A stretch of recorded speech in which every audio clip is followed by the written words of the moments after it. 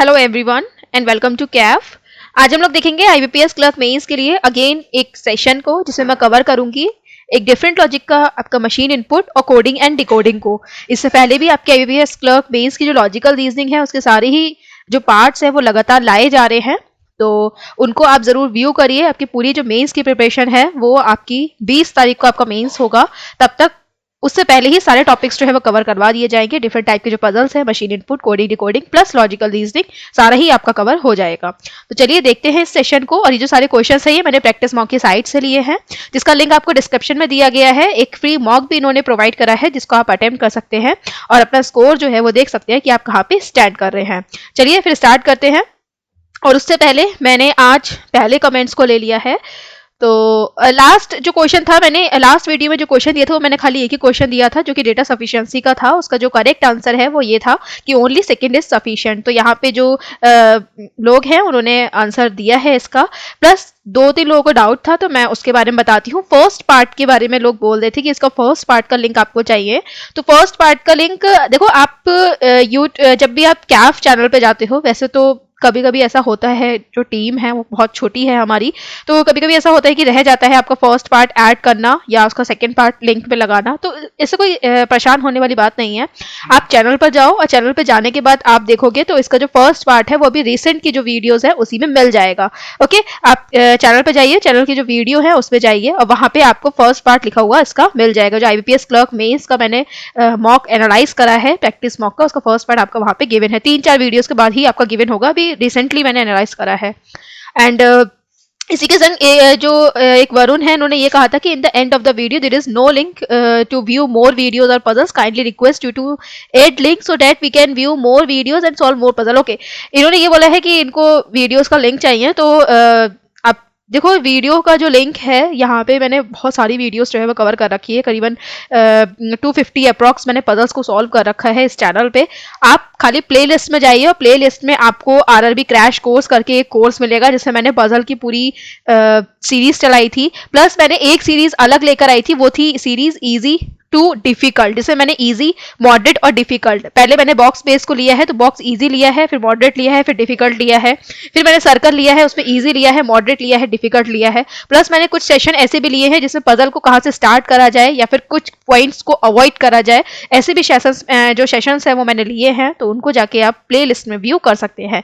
And एक बात और, ये जो अभी गौतम है, इन्होंने एक क्वेश्चन यहाँ पे मुझे पोस्ट करा है। तो इस क्वेश्चन के लिए पहली बात मैं एक चीज ये कहना चाहूंगी, क्वेश्चन जितने भी होते हैं आप currentaffairsfunda@gmail.com पर आप मेल करा करो, प्लस आप अपना सॉल्यूशन भेजा करो। दूसरी बात, आपका जो क्वेश्चन है ये मैं ऑलरेडी सॉल्व कर चुकी हूँ, तो आप इसे प्लेलिस्ट में जाकर देखिए। इस टाइप का क्वेश्चन जो है वो आपका मिल जाएगा। ये इसको आप फ्लोर प्लस मिक्स वेरिएबल करके इसका नाम जो है वो पड़ा हुआ होगा, तो आप देख लीजिएगा। और अगर आपको तब भी प्रॉब्लम हो रही है तो आप मुझे currentaffairsfunda@gmail पे मेल कर दीजिए या फिर cafreasoning@yahoo.com पर मेल कर दीजिए इसे, और इसका जो सॉल्यूशन है वो भी मेल कर दीजिए। मैं आपको उसी में एक्सप्लेन कर दूंगी। आपको जो दिक्कत आ रही है आप इसे अटेम्प्ट करिए और अटेम्प्ट करने के बाद आपको जो प्रॉब्लम आ रही है उस प्रॉब्लम को बताइए, मैं उसे मेल में ही आपको एक्सप्लेन करके बता दूंगी। क्योंकि पर्टिकुलर वीडियो बनाने से कोई फायदा नहीं है, मैं ऑलरेडी इस पर वर्क कर चुकी हूँ, राइट। बाकी जो ये पर्सन है इन्होंने जो अपना आंसर दिया है ये बिल्कुल करेक्ट है। चलिए अब स्टार्ट करते हैं क्वेश्चन को। तो चलो देखते हैं कि क्या लॉजिक लग रहा है यहाँ पे। और काफ़ी सारे क्वेश्चंस हम लोग कवर भी कर चुके हैं एंड काफ़ी सारे क्वेश्चंस कवर करेंगे भी। तो आप लोग किसी भी क्वेश्चन को स्किप मत करिएगा। जितना आप लॉजिक कलेक्ट कर सकते हैं, मैं से कलेक्ट करना ही कहूँगी, क्योंकि मशीन इनपुट में ये होता है जितनी प्रैक्टिस करते हैं उतने ही लॉजिक आप अपने माइंड में कलेक्ट कर रहे होते हैं। तो जितने भी लॉजिक आप कलेक्ट कर सकते हो आप कलेक्ट करने की कोशिश करो।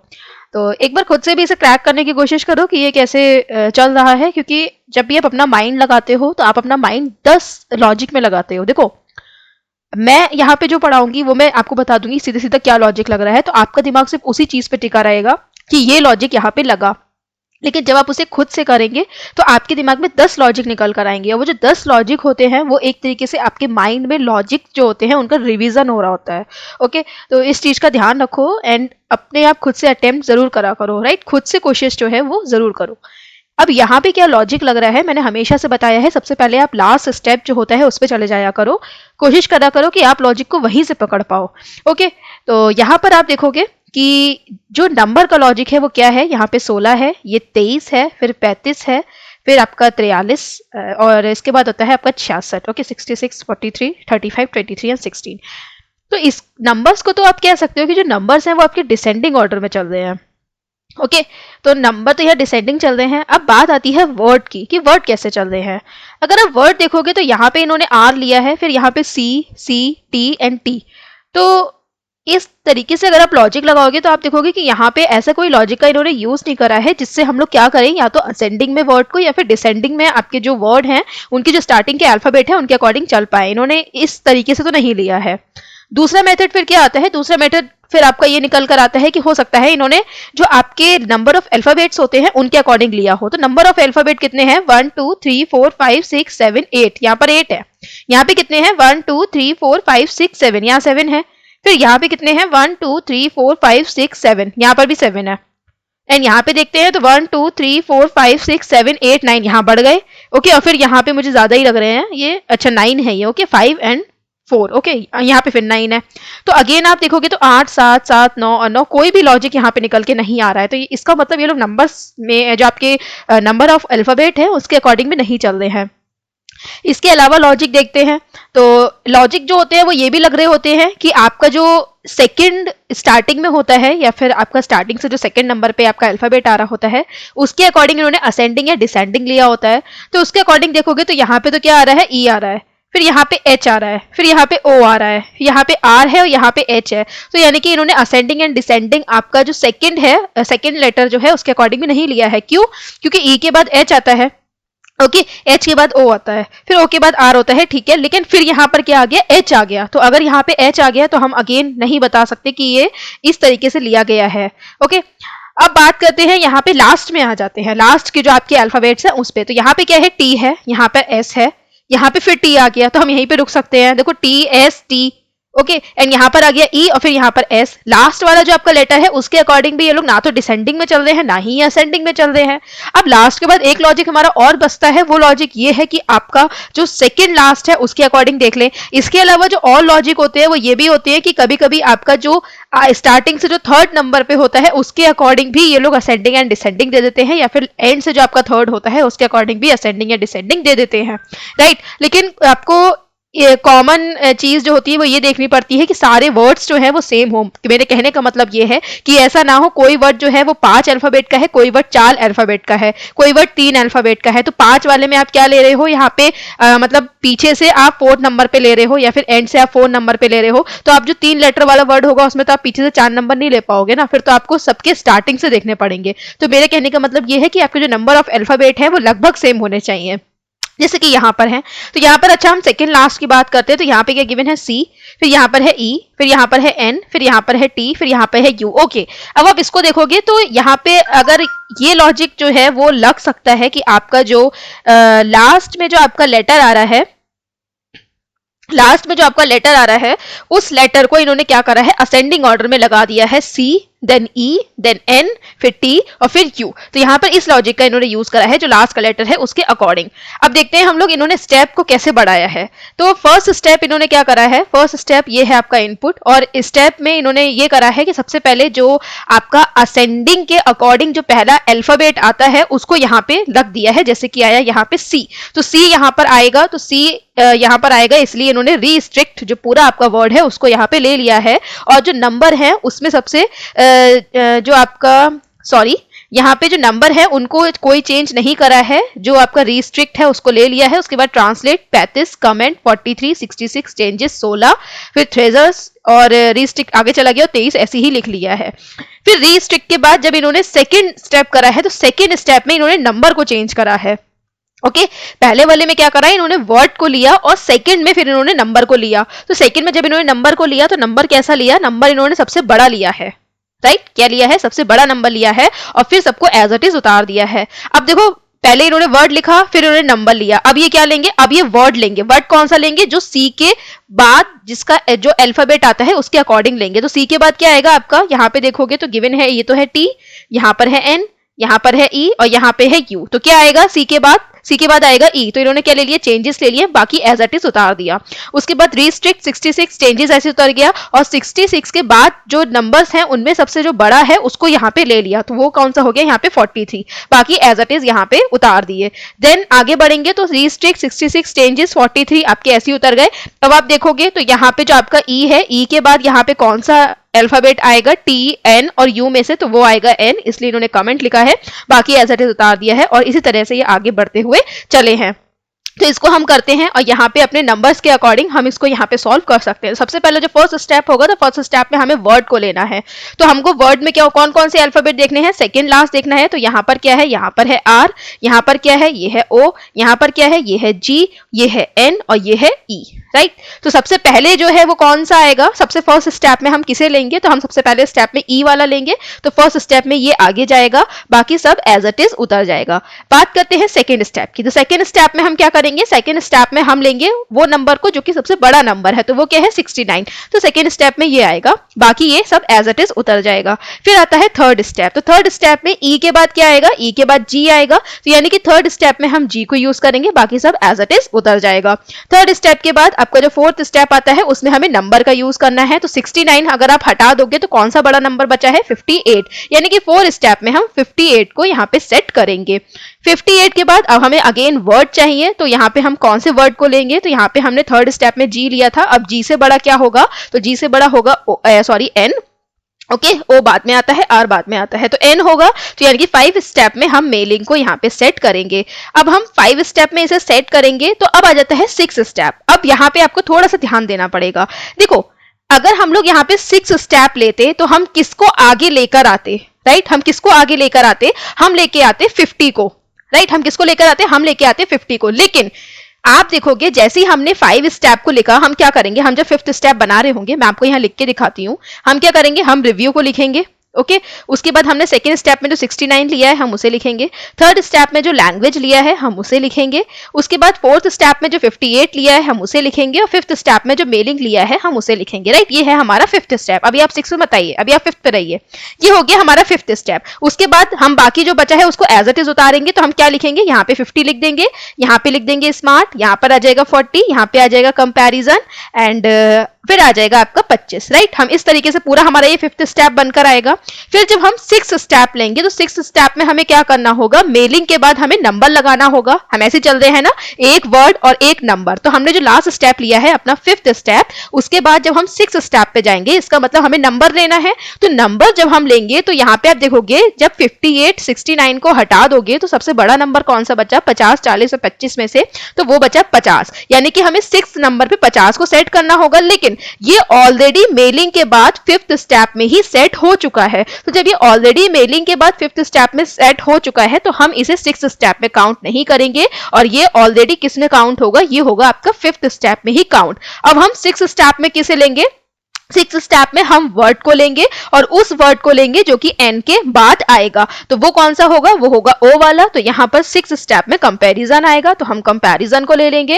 एंड कंपैरिजन को जब हम लेंगे, तो जब कंपैरिजन को लेंगे उसके बाद हमारा क्या आना चाहिए, 7th नंबर पे हमारा आना चाहिए 40। क्या आना चाहिए, 40 आना चाहिए, राइट, क्योंकि 40 और 25 में से बड़ा कौन सा हुआ, 40 हुआ। लेकिन अगेन वही कंडीशन हमारी सामने आएगी, वो कंडीशन ये होगी कि जब हमने यहाँ पे 5th स्टेप में हमने मेलिंग इन 50 सेट करा, तो 6th स्टेप जब हम लिखेंगे तो हम यहाँ पे क्या लिखेंगे, कंपैरिजन, ओके। तो ये हो गया हमारा 6th स्टेप। बाकी जितना बचा है हम उसको एज इट इज उतार देंगे, जो कि होगा स्मार्ट, राइट। उसके बाद 40 आएगा, एंड देन आपका 25 आएगा।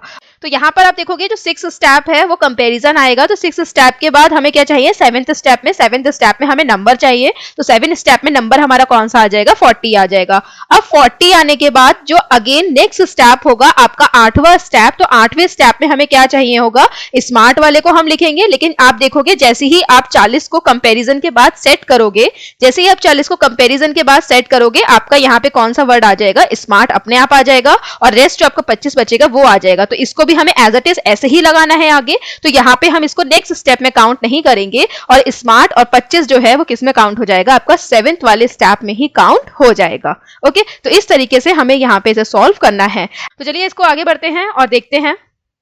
अब देखते हैं यहाँ पे फर्स्ट क्वेश्चन। तो फर्स्ट क्वेश्चन गिवन है, how many steps will be required to get out the output. आपको फाइनल आउटपुट निकालने के लिए कितना स्टेप यहाँ पे रिक्वायर्ड है। तो ये कितने स्टेप थे, आपका लास्ट स्टेप कौन सा था, 7। तो ऑप्शन नंबर बी होगा यहाँ पे करेक्ट आंसर। ये क्वेश्चन जो है ये लॉजिक को पकड़ने में तो ठीक है, थोड़ा सा इजी ही है, ज्यादा टफ नहीं है, लेकिन जो आपके स्टेप हैं, जैसे कि यहाँ पे जो हमने 5th स्टेप का यूज करा है 7 स्टेप का, तो ये थोड़ा सा कंफ्यूजन क्रिएट करने वाले हैं, क्योंकि ऑटोमेटिकली ये आपके जो एक स्टेप है उसी स्टेप में सेट हो जा रहे हैं, तो आपको दूसरा स्टेप लेना नहीं पड़ रहा है। तो उस वजह से ये थोड़ा सा यहाँ पे कंफ्यूजन क्रिएट कर रहे हैं। तो ऐसे क्वेश्चंस की आप अच्छे से प्रैक्टिस करिए, ताकि अगर आप लोगों को कंफ्यूजन हो भी तो आप जल्दी ही उसे सॉल्व कर पाए। ऐसा नहीं है कंफ्यूजन नहीं होता है, मेनी टाइम्स आपको कंफ्यूजन होता ही है, लेकिन आप उसे जल्दी पकड़ पाए, आप जल्दी ही उसे ठीक कर पाए। ओके, आगे बढ़ते हैं। तो गिवन है, what is the 5th element to the left of 3rd element from the right in the 5th step. तो यहाँ पे ये कह रहे हैं कि आपका what is the 5th element, 5th element कौन सा होगा to the 3rd element from the right in the 5th step. तो आपके यहाँ पे जो 5th स्टेप होगा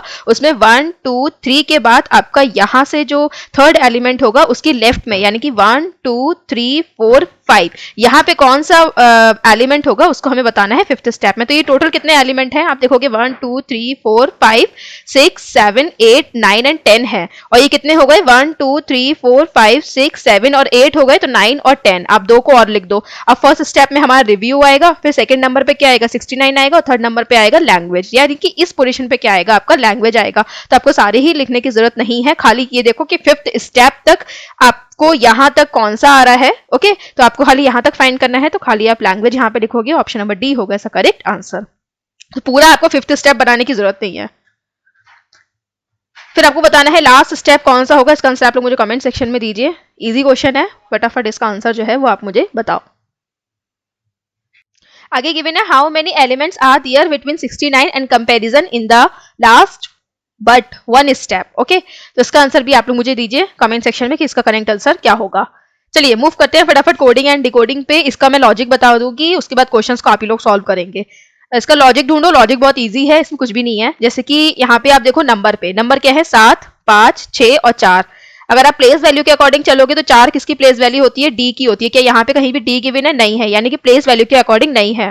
फिर आप देखोगे कि आपके जो नंबर ऑफ लेटर्स होते हैं क्या उसके अकॉर्डिंग है, तो देखोगे 1 2 3 4 इसमें 4 होते हैं, 1 2 3 4 इसमें 5 है, 1 2 3 4 5 6 एंड 7 इसमें 7 है, और इसमें 1 2 3 4 5 6 है, इसमें 6 है। तो यहाँ पे क्या यूज करा है इसी तरीके से, तो आप देखोगे यस 7 5 6 एंड 4 इस तरीके से इन्होंने यूज करा है। इसको कंफर्म करने के लिए आगे की ओर बढ़ते हैं। तो आगे आप देखोगे कि यहाँ पे क्या लिखा है, जैसे कि आपका जो 4 वाला है 1 2 3 4 इसके लिए इन्होंने सी का यूज करा है, यानी कि इसके पहले वाले लेटर का यूज करा है। इसके लिए इन्होंने 1 2 3 4 में 1 2 3 4 5 जो लेटर का आपका वर्ड है उसके लिए इन्होंने क्या करा है 5 लिखा है, और एल का यूज करा है जो कि इसका फर्स्ट वर्ड है, या फिर वर्ड का फर्स्ट लेटर है। 1 2 3 4 5 6 7 का जो आपका आया है उसका जो आपका फर्स्ट अल्फाबेट है डब्ल्यू उसका यूज करा है। तो सेम यानी कि ये सब में फर्स्ट अल्फाबेट का यूज कर रहे हैं, और लास्ट में जितने भी अल्फाबेट है वर्ड में उसका नंबर लिख दे रहे हैं। बात होती है यहाँ पे साइन की, तो साइन को ढूंढने के लिए आप क्या करोगे, जो सेम साइन है उसको ढूंढो। जैसे कि यहाँ पे इन्होंने किसका यूज करा है, एंड का करा है, यहाँ पर भी इन्होंने एंड का करा है। तो इन दोनों में क्या सिमिलैरिटी है ये फाइंड करिए, किसमें, इस विस्पर वाले वर्ड में और जो 1 2 3 4 5 रूलर वाले वर्ड में, इन दोनों में क्या सिमिलैरिटी है। तो इन दोनों में सिमिलैरिटी ये है कि एक तो इनके सेकंड लास्ट में क्या आ रहा है, दोनों में ई आ रहा है, दूसरा इन दोनों के में लास्ट में क्या आ रहा है, आर आ रहा है। तो या तो ई होगा कि आपका सेकंड लास्ट सेम होना चाहिए, या फिर आपका लास्ट सेम होना चाहिए। तो इसे कंफर्म होने के लिए हम लोग नेक्स्ट को पकड़ते हैं। तो नेक्स्ट के लिए आप देखोगे इसको पकड़ लो जो 4 वाला है, और इसको पकड़ लो जो 4 वाला है, सॉरी इसको पकड़ लो जो आपका एट द रेट वाला है, और इसको पकड़ लो जो आपका एट द रेट वाला है। ओके, अब इन दोनों में क्या सिमिलैरिटी है, तो एक वर्ड है ये, और बाकी 6 लेटर का कौन सा वर्ड है। तो यहाँ पर आप देखोगे 1 2 3 4 5 6 7, ये तो 7 का है, 1 2 3 4 ये 4 का है, 1 2 3 4 5 6 ये 6 का है। ओके, तो यानी कि आप देखो केज और यूनिक इन दोनों में क्या सिमिलैरिटी है, तो इन दोनों में सिमिलैरिटी ये है कि इसका लास्ट लेटर और इसका लास्ट लेटर दोनों ही क्या है, यहाँ पे सेम है। तो यहाँ पे जो लॉजिक लग रहा है वो ये लग रहा है कि आपके जो दोनों लास्ट लेटर सेम है उसके अकॉर्डिंग यहाँ पे साइन का यूज करा है। तो ई के लिए इन्होंने जो आपका लास्ट में ई आया है उसके लिए इन्होंने किसका यूज करा है, तो लास्ट में जो आपका ई आया है उसके लिए इन्होंने यूज करा है एट द रेट का। अगर लास्ट में आपका आर आ रहा है तो उसके लिए इन्होंने किसका यूज करा है, तो उसके लिए यूज करा है इन्होंने एस का। और ऐसे ही यहाँ पे एच है, यहाँ पे एच है, दोनों में एच है यहाँ पे, तो इन्होंने किसका यूज करा है, तो इसलिए इन्होंने यूज करा है यहाँ पे परसेंटेज का। तो यहाँ पे जो एच आएगा उसके लिए यूज करेंगे परसेंटेज का। तो इसमें सबको आपको फाइंड करने की जरूरत नहीं है, आप हैंड टू हैंड इसको सॉल्व करते जाइए और इसके जो आंसर है उसको फाइंड करते जाइए। जैसे कि यहाँ पे लिखा है अकाउंट, तो कितने आपके लेटर हैं इसमें, 1 2 3 4 5 6 7 है। तो 7 है यानी कि ये और ये कट गया। आंसर जो है वो करेक्ट यही होगा। इसके आगे ए भी गिवन है, ये भी ठीक है, लेकिन नन ऑफ दीज भी है तो हमें सब चेक भी करना पड़ेगा। हैश जो साइन है क्या वो टी के लिए यूज हो रहा है, इसको हम देख लेते हैं। तो यहाँ पे देखो टी लिखा है और यहाँ पर भी टी लिखा है, तो एडिट का जो साइन है वो क्या है, यहाँ पे आप देख लो ये है हैश, और यहाँ पर देखोगे तो करेक्ट का साइन भी क्या है, हैश, यानी कि इन्होंने टी के लिए हैश का यूज करा है। इसका मतलब बी यहाँ पे हमारा करेक्ट आंसर होगा। फिर y परसेंटेज 5 ये किसका है, तो यहाँ पे आप देखोगे ए तो कट जाएगा क्योंकि इसमें 4 लेटर हैं। व्यूज हो सकता है, योर्स हो सकता है, याच हो सकता है। इसके अलावा देखोगे आगे क्या होना चाहिए, y होना चाहिए, तो व्यूज कट जाएगा। तो या तो ये करेक्ट आंसर होगा या फिर ये करेक्ट आंसर होगा। अब हम देखते हैं परसेंटेज का यूज यहाँ पे ये किस लेटर के लिए कर रहे हैं। तो परसेंटेज देखते हैं कहाँ पे है, परसेंटेज यहाँ पे है और परसेंटेज यहाँ पर है। तो यहाँ पे 4 लेटर का वर्ड था, यहाँ पे 7 लेटर का वर्ड है। तो ये 4 लेटर का वर्ड कौन सा है इसमें, 1 2 3 एंड 4, यानी कि जो h है उसके लिए ये लोग किसका यूज कर रहे हैं, परसेंटेज का यूज कर रहे हैं। सो ऑप्शन नंबर डी होगा इसका correct answer. Okay, so this is homework for you. इसका आंसर आप लोग मुझे कमेंट सेक्शन में बताइए। एंड क्लेवर, इसका आंसर भी आप लोग मुझे कमेंट सेक्शन में बताएंगे कि इसका करेक्ट आंसर क्या होगा। ओवर फेयर ट्रीट, इसका आंसर चलो मैं बता देती हूँ। 1 2 3 4 है ना, तो यहाँ पर आपका फर्स्ट जो है वो कट जाएगा, सेकंड भी कट जाएगा, या तो सी आंसर होगा या फिर डी आंसर होगा। फेयर में 1 2 3 4 होना चाहिए, तो 4 इसमें भी है, 4 इसमें भी है, 1 2 3 4 5 लेटर आपके ट्रीट में है, यानी कि आपका सी वाला भी कट जाएगा। तो करेक्ट आंसर आपका 5 होना चाहिए जहां तक। अच्छा, अभी हमने टी का पीछे देखा था कि टी के लिए इन्होंने हैश का यूज करा था, तो हमारा ये तो ठीक है। फिर इन्होंने आर के लिए किसका यूज करा है, एन के लिए यूज करा है। तो देखते हैं आर के लिए क्या एन का यूज होगा, तो आर यहाँ पर है और आर यहाँ पर है। तो 5 लेटर का वर्ड है रूलर, तो देखते हैं 5 के संग इन्होंने एन का यूज करा है, तो ठीक है ये भी यहाँ पे करेक्ट है। और यहाँ पर भी आर है तो इसमें भी इन्होंने एन का यूज करा है। तो ऑप्शन नंबर डी होगा यहाँ पे इसका करेक्ट आंसर। सो इस सेशन को हम लोग यहीं पे ओवर करते हैं और ऐसे डिफरेंट लॉजिक के जो क्वेश्चंस हैं उनको हम डिस्कस करते रहेंगे। तो बने रहिए करंट अफेयर्स फंडा पे। Thanks for watching this video, have a good day.